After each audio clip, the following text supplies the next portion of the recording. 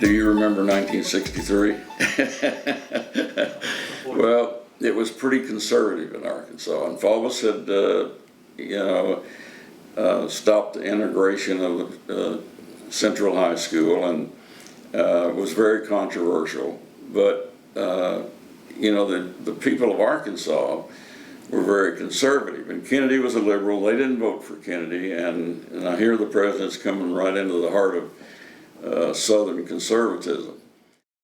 There was a real concern about his security, and so the White House asked if I would work with the White House Secret Service, because I knew the governor, and ensure a security plan that would protect the president. So I went to see Faubus.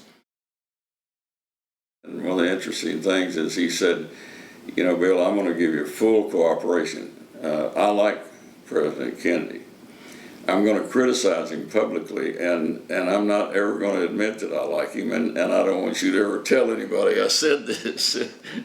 And I said, trust me. He said, you have total and complete cooperation with the state police while he's here, and we will not have any incident against the president while he's in Arkansas. And that was true. Faubus cooperated. The state police worked with us very carefully. Now, 6 weeks later, he was dead in Dallas. From the visit in Arkansas, I returned to Washington, where I attended an advanced course in the Secret Service on assassination techniques. And on that fateful Friday, November 22nd, I finished my course that day, and we were having lunch with Chief James Riley at O'Donnell's Seafood Restaurant, a block from the White House. A waiter came from the bar and said, Chief Riley, you've got a phone call at the bar. Now, this is 1963. We had no wireless communication in those days, and he went to take a call at on an old rotary phone at the bar. And he came back, there was 12 of us. And he came back to the table, and it was a look that I'll never forget, when he was so stunned, and he just said, the president's been shot. All shifts of the White House agents were in Dallas because the president and vice president are both there on a 4-day trip. So there were no Secret Service agents at the White House. So Chief Riley immediately said, Carter, and I don't remember who all now, but I know there was Living Good and a couple of agents. He said, I want you all to report to the White House immediately and take charge of the White House. And then he assigned the other agents to different duties. So I stayed at the White House when President Johnson returned that night, and stayed with him till about 2 a.m. And then I was staying in the Willard Hotel, and I went back there. And I hadn't been there long. I called home, I remember, and then probably got my clothes off and maybe laid down, and the phone rang, and they said, you got to be back at the White House at 4 a.m. So I've been gone 2 hours at the most, and I got to be back. And so the purpose of going back was the president's body would arrive at the White House, and the family, the staff, which I was included a part of the staff, would view the casket in the east room of the White House. So I was back on time, and Jackie and the Kennedy family went through the line, and then the senior staff, and then the agents. And I'll never forget the servicemen standing in each corner of that casket with medals hanging on their chest, with tears streaming down their eyes. And it was a very emotional moment, but then, it was right back on duty. And so I stayed with the family in the coffin with President Kennedy through the burial at Arlington.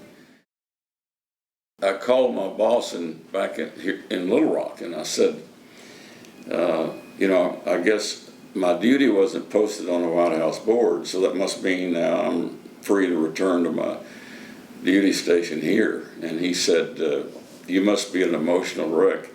And I said, that's an understatement.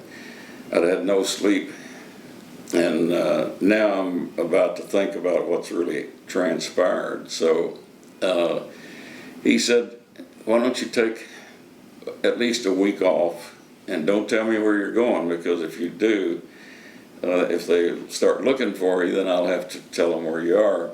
So bizarre as it was, my sister lived in Dallas where the president had been killed, and my entire family, my mother and dad and everybody, was down for Thanksgiving. Now remember, this is Wednesday and tomorrow's Thanksgiving. So I called my wife in Little Rock and I said, I had a child, a young baby then, and said, grab Julia and get out of town, don't answer the phone, and go to Dallas, and I'll meet you in Dallas. I'll fly in there in the morning. And so I went to the airport and hid out, because my earliest flight was at 2 a.m. Now, in the meantime, Inspector Thomas Kelly was putting together a list for the Warren Commission of investigators, and he put my name on that list, and he called Latier, and Latier said, you know, he's all on vacation. I have no idea where he is. So you'd have thought that would have taken care of it. He called the personnel office, pulled on a personnel file, and started calling all my relatives. So now I'm sitting at the airport. I broke down because now I don't have any duty. I don't have anything to do but sit in a chair and think about the president's death. And it was a terrible time for me. So, I mean, that's probably from 7 p.m. until 2 a.m. I sat in the airport, people going by and seeing me crying. And then I got on the plane, got to Dallas, said, you know, I got to tell you something. I've been living out of a suitcase now for 7 or 8 weeks. And I didn't have a clean anything, and I've been just washing things out in the sink and putting them back on and going to the White House. So now my brother-in-law meets me at the airport and said, I hate to tell you, it's Thanksgiving morning. I got to take you to the Secret Service office. You've been assigned to the Warren Commission. That was Thanksgiving morning, and next March, I took Marina Oswald to Washington to testify before the Warren Commission, and then I got to go home. Kennedy was an inspiration to my generation. I was in college when he was elected president, and he ignited youth across America because we'd come out of an old grandfather. This is funny. When I became a Secret Service agent, I had to buy a hat. My dad wore a hat. Hell, I mean, I was a college kid, and they said, well, you got to have a hat because Eisenhower wore hats. And, you know, I mean, he's an old man. So I bought my first hat, but Kennedy threw the hat away, so I was relieved.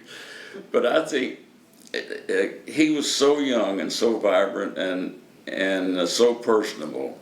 And the agents absolutely loved him because he was one of us.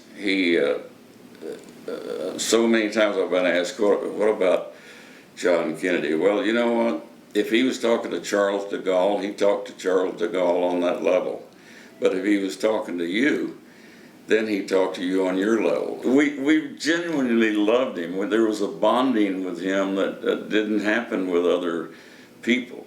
And his death was devastating to me. I mean, I kind of saw my life flash by me. I mean, Kennedy's gone, and I didn't know what would ever happen. Then I'm now with Lyndon Johnson, who is a crude Texan, and I didn't relate to that. I mean, here's a guy that I had such high respect for, Jack Kennedy. He's gone, and now I've got a rough and tumble Texas politician. And so I served 2 years and resigned and went back to law school just because I actually thought at times, you know, I have to give my life for him. I'm not sure I'm not a better person than he is. I don't know if I want to give my life, but I would. So I need to get out of here because you know, I don't want to die for Lyndon Johnson, so I left and went back to law school. And then after law school,